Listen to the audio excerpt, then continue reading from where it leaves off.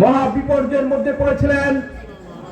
বাংলাদেশ সেনাবাহিনী নামক প্রতিষ্ঠানটি যখন ধ্বংসের দ্বার প্রান্তে এসে দাঁড়িয়েছিলেন, তখন বাংলাদেশের সেনাবাহিনীর সাধারণ সৈনিক, আপন জনতা, ছাত্র সমাজ, কৃষক সকলে একাকার হয়ে আমার প্রাণপ্রিয় নেতা শহীদ প্রেসিডেন্ট জিয়াউর রহমানকে মুক্ত করে এনে এই বাংলাদেশ নামক রাষ্ট্রটি পরিচালনার জন্য দায়িত্বভার দিয়েছিলেন। এই আজকের দিনে সংগ্রামী ছাত্র ভাইরা, আমার প্রাণপ্রিয় নেতা এই রাষ্ট্র পরিচালনা করতে গিয়ে প্রথমে যে কাজটি করেন, সকল ধর্মের মানুষের চেতনাকে এক করার জন্য বাংলাদেশি জাতীয়তাবাদী উন্মোচন করেন এবং বাংলাদেশের কৃষিক্ষেত্রে বিরাট বৈপ্লবিক পরিবর্তন আনলেন।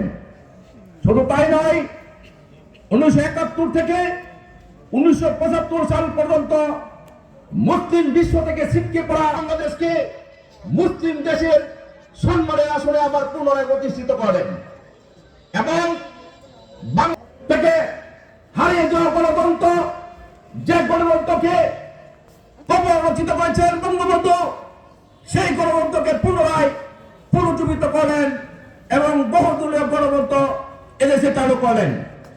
সেই সুবাদে এই ফ্যাসিস্ট শেখ হাসিনা বাংলাদেশে ভারত থেকে এসে 17 দিন পরে ভারতের ইন্ধনে এবং যারাই বাংলাদেশ সমৃদ্ধ বাংলাদেশ চান নাই, সেই একটি কুচক্রী মহল আমাদের সেই প্রাণপ্রিয় নেতাকে হত্যা করে তারপর সেই গণতন্ত্রের রাষ্ট্র আবার চলে যায় স্বৈর শাসকের হাতে।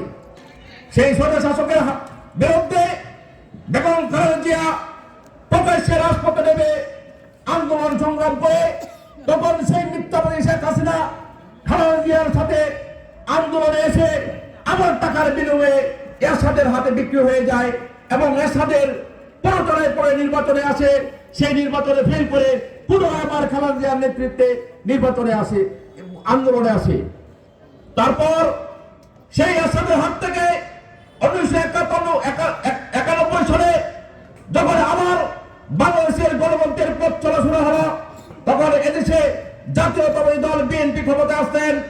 ক্ষমতায় আসার পরে সেই ফ্যাসিস্ট শেখ হাসিনা 178 দিন এই বাংলাদেশে হরতাল, অসহযোগ আন্দোলন দিয়েছেন এবং এদেশের মানুষকে খুন করেছেন, এদেশের মানুষকে অপহরণ করেছেন, নির্যাতন করেছেন, নিপীড়ন করেছেন। সংগ্রামী ছাত্র ভাইরা, একটি দল আপনারা জানেন যে নেতার কথা বলে যে স্বাধীনতা, আমাদের নেতা নাকি স্বাধীনতায় ভূমিকা